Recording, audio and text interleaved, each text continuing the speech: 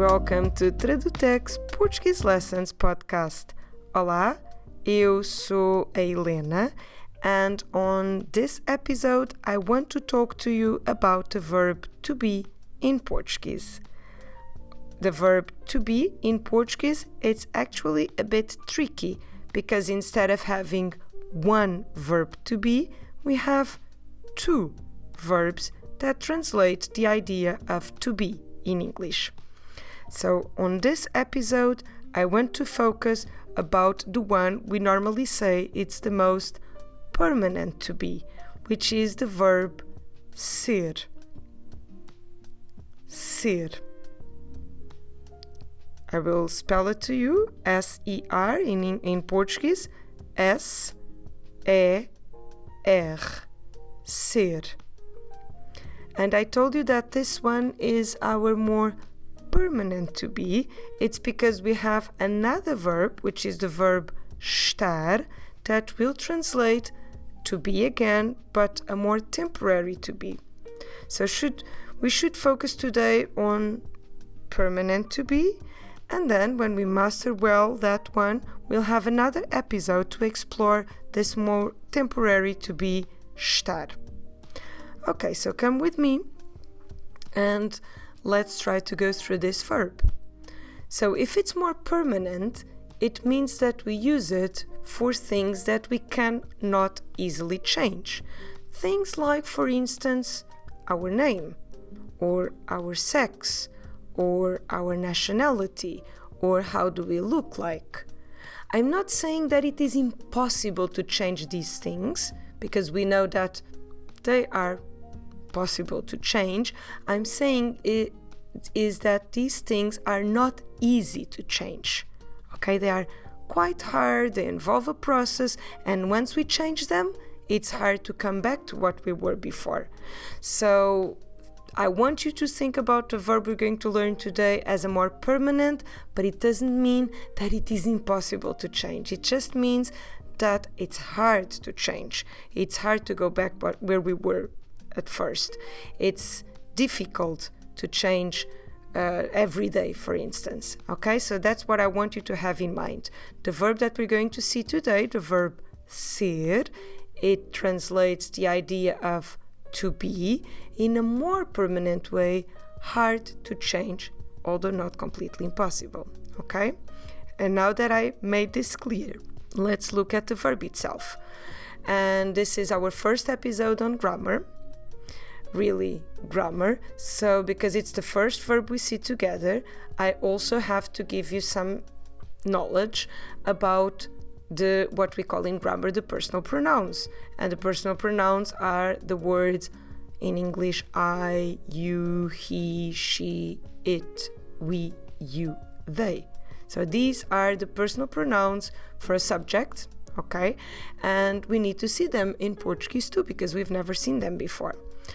So the first one, I am, is eu sou. Eu means I. I know it's not an easy sound to do, it's not an easy diphthong, so let's try to do it together again, but slowly. Eu. So we spell it with EU, or in Portuguese, E-U, and it's quite a short sound. It's a diphthong, so it's two vowels in the same syllable. Eu. You start with your mouth open, of course, but at the end, you will put your lips round and forward. Eu. Eu. A bit like if you're going to whistle at the end. Eu. That means I. And then the word for am, I am, is sou. Eu sou. That's actually how I introduce myself every episode. I always say, eu sou a Helena. You've heard it before. And Helena is my name, so this eu sou is ideal for you to introduce yourself, to say your name. Eu sou a Helena. You might have noticed, why do I say a Helena? Is it my name, a Helena? No, my name it's only Helena. But in Portuguese, when we talk about someone's name, we always use a little article in front of the person's name, and we use a, which is just an a, or in Portuguese, a, which is a feminine article if it's a woman's name, and we use u, which is just a letter o in Portuguese, if it's a man's name. Let's say if I want to say that I am João, very common Portuguese name, a bit equivalent of John. So a man would say eu sou o João, but a woman says eu sou a plus the person's name. In my case, eu sou a Helena. And now that I made this clear, I hope, let's see the other forms of this verb. So we have eu sou, and you can apply this to many other things. You can say, for instance, I am Portuguese. At least I am, so I'll say eu sou portuguesa. Okay? Or I can say, for instance, something like I am tall, and that would be eu sou alta. Or if I just want to say I am a woman, eu sou uma mulher. Or even for professions, yes, we also use this verb ser when it comes to professions, because again, they are possible to change, of course, but they're not that easy. I mean, you don't change profession every day. You don't go back and forth every day when it comes to professions. So we still assume it's something more permanent. I mean, not easy to change. So I say, for instance, eu sou professora. Okay?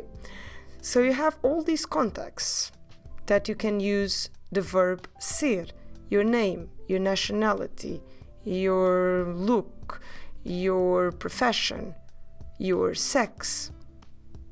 Also for marital status, okay, it's possible to use the other verb, but still, again, you can get divorced or you can unfortunately be a widow or widower, but it's not something you change every day. It's not something you change easily. So again, if I want to say I am married, I go eu sou casada. Okay, don't worry about all these words I've said now if you didn't know them before.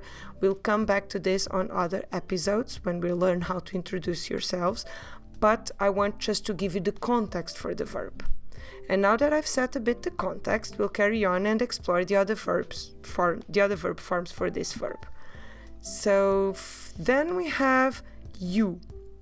And in Portuguese, we have an informal you, the one we use along our friends and family, or when we talk to someone much younger than us. And we have a formal you that we use with everyone else. So the informal you is the word tu, T-U, T-U, tu, and the formal you is the word você, você, você. So the you are informal, we say tu és, and the formal you is você é, você é. Try to have in mind that when it comes to verbs, the letter S at the end of the verb forms is nothing related to singular or plural like for the other words. It's just about the informal you. Every time you have the letter S at the end with the sound sh that we've just heard on és, tu és, that sh, we spell it with S, is a S at the end, and it makes the verb informal. Okay? So we have eu sou, tu és, você é. So far we've covered I am, informal you are, formal you are. Okay, so let's do the he and the she. The word for he is the word ele. Ele. And the word for she is the word ela. Ela. You see the difference between these two? The word for he is more a closed vowel, so you don't open much your mouth, you do a il. And the word for she, ela, you clearly pronounce both syllables with open sounds. So he is ele é, or we can try to run it together, ele é, which makes it much easier, ele é. And then she is ela é, ela é, ela é, ela é. So we do he is, ele é, she is, ela é. You might have noticed that the formal you, você é, that we write with a e with an accent to the right, or in Portuguese, é com acento, with an accent, an acute accent, so to the right side. You might have noticed that você, ele, ela, the three actually use the same verb form, and this always happens. Okay, we know there are different things. Você is a formal you, he is ele is he, and ela is she. They're totally different in terms of meanings, but they will always use the same verb form. Not just for this verb, all the verbs in all the tenses. In English, we have the word it, but that word doesn't exist for us as a personal pronoun in the subject position of the sentence. A sentence like it is a ball, for instance, or it is a dog. That it for us doesn't exist, and it doesn't exist obviously because everything is masculine or feminine. So what do we do sometimes is that if you want to say a sentence like it's a house or it's a cat, what we do is that we don't use any personal pronoun in the beginning, and we can start just with the word for is, which would be for us é. So something like it's a cat would be just a é gato. It's a house, é uma casa. So that's how we do it. Okay, instead of saying ele or ela that we normally relate more to people, we say just the verb. Okay, so don't worry about the it. If you see a it, just ignore the it and translate the verb is into é. How do we say we are? That's our following one. So we is the word nós. You can spot a sh sound at the end. So that tells you that the letter we're actually writing is S. So nós is N-O with an accent to the right again, S. Or in Portuguese, N-O com acento, S. And we say nós somos. Nós somos. Nós somos. We are. Let's put it in a very simple sentence. We are friends. The word for friends is amigos. So we are friends. Nós somos amigos. And now the word for you, but the plural you. So you've noticed that we have a singular you, actually two singular yous, the informal tu and the formal você. Let's repeat. Tu és, você é. And those two we translate with you are, but having in mind that we're just talking to one person. Now, if you want to talk to more than one person, our plural you, in English, there's actually no difference in terms of writing or pronunciation. It's just the context that makes it clear. For us, there is a clear difference. We say vocês. It's basically the word você we've learned for formal you with S at the end, making that sh sound. Vocês são. Vocês são. You see, são, it's a very nasal sound. You really need to close your lips at the end when you finish pronouncing the word. You need to use your nose so the gets out, okay? Vocês são. We spell this one S-A, and that A then has an accent that it seems like a little wave. You might have seen it, and we call it tilde, and then O. In Portuguese, S, A com tilde, O. São. And we do vocês são. Let's say you are friends. Vocês são amigos. When it comes to the plural you don't need to worry about formal or informal. When it comes to the plural you, when you talk to a group of people, more than one person at the same time, you don't need to worry about formality or if it's formal or if it's informal, because we only have one option. So you are friends, vocês são amigos. Now we're nearly finishing. We just need to see they. But they, in Portuguese, we have a masculine they and a feminine they. So how do we work this out? So if we have they as in a group of men, or as in a mixed group, men and women, doesn't matter how many men or how many women, as long as it's a mixed group. It could be just like 1 man and 5 women, or the other way around, or whatever. So we say eles. If you still remember he, il, here you again need to add s at the end, and you have the sound sh. So you go eles, eles. And we will use the same exact verb we've learned for vocês. So we've learned you are, plural you are, friends, vocês são amigos.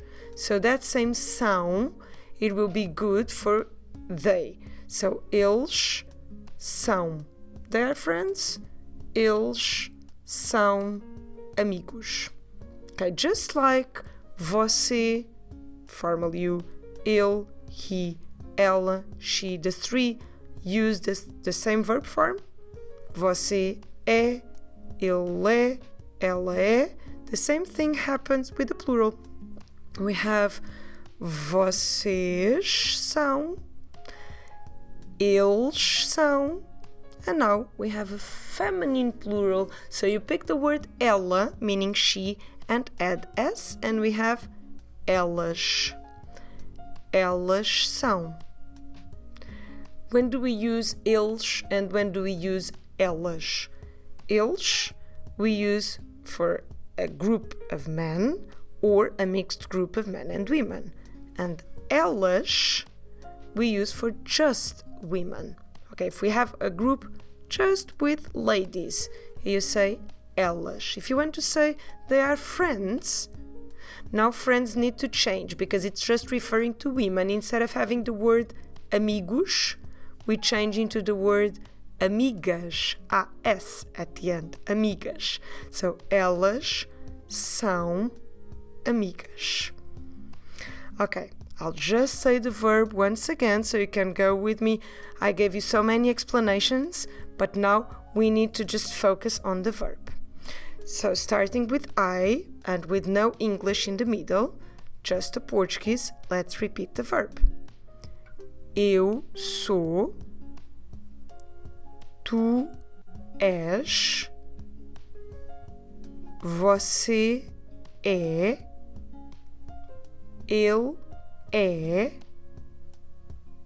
ela é, nós somos, vocês são,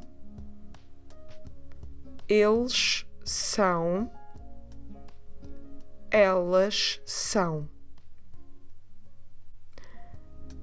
Okay, I hope you've enjoyed this episode today and you found it useful. See you next time. Até a próxima. Tchau!